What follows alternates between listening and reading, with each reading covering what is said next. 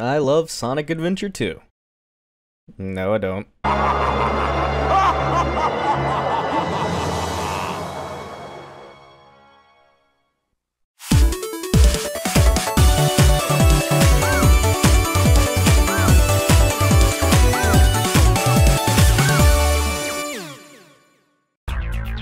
Sonic Adventure 2, the adventure to come after the first one, and definitely was something.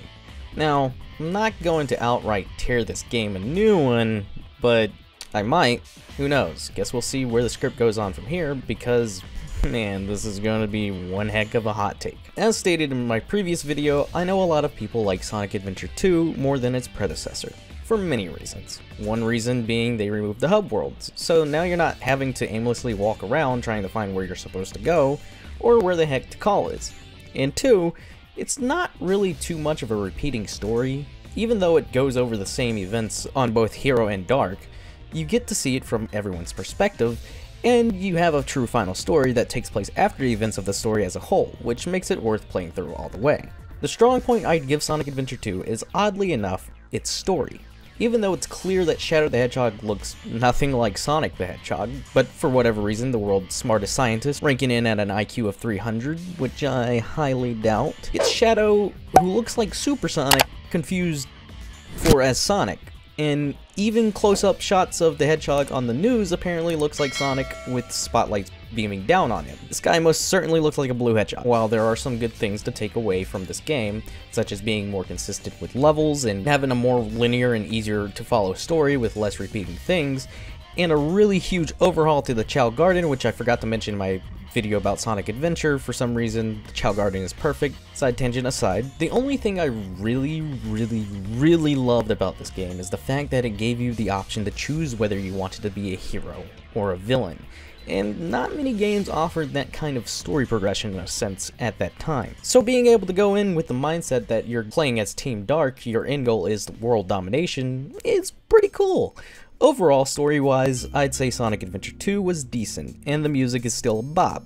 Now, I wouldn't say it's around the same level of bop that the Adventure soundtrack is on, but Adventure 2 comes in as a close second, given that it's the second adventure after all. Where the game lacks and starts to take a nosedive for me is when we get to the separate gameplay styles per character. In Adventure, you were given a character select screen, and depending on who you played as, depends on who you'll play as through most of the game. Whereas with Adventure 2, if you choose a team, you'll go in chronological order of how that team's story plays out, while switching between different members respective to their team. Something about this just really threw me off. If I wanted to play the game solely as Sonic and just go through his levels rather than being forced to go to aquatic mines, where the emerald hunting for this game is much more butchered than it was in the first one somehow. God, Mad Space for Rouge really makes me go mad. I feel like I should be able to have the option of playing as the character I want to play as. Again, that's a strong point Adventure had, because in my opinion it made it feel like more of an adventure, considering you got to choose whose adventure you wanted to go on.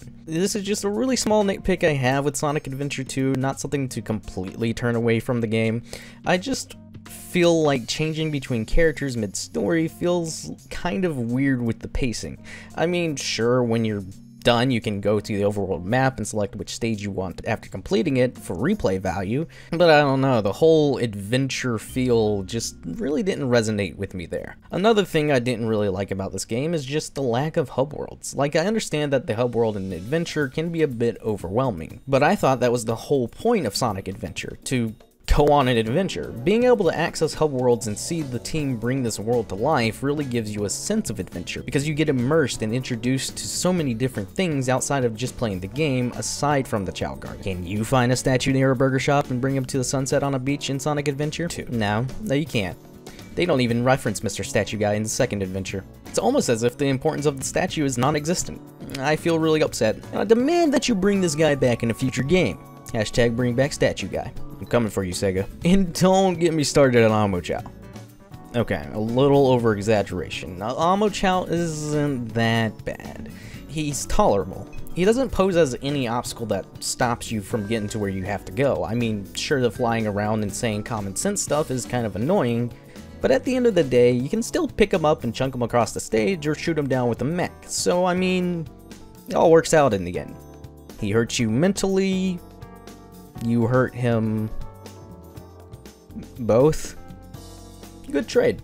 Who built Amochow? I appreciate the character upgrades now being included as hidden objects found in some levels, which is really cool. Really makes for the sense of exploring a level to its extent. And for the most part, the new items they give each character really resonates well with their respective gameplay. So gameplay for this game as a whole isn't too bad. I'd give it an A+. They tried. But the one thing that really sets me off about Sonic Adventure 2 is something that ties back to the story, and something I think a lot of people would start to throw hands at me for saying, but you know what? I'm gonna say it. I'm not afraid to say it. I wish Shadow stayed dead at the end of the game. It's the cold-hearted truth.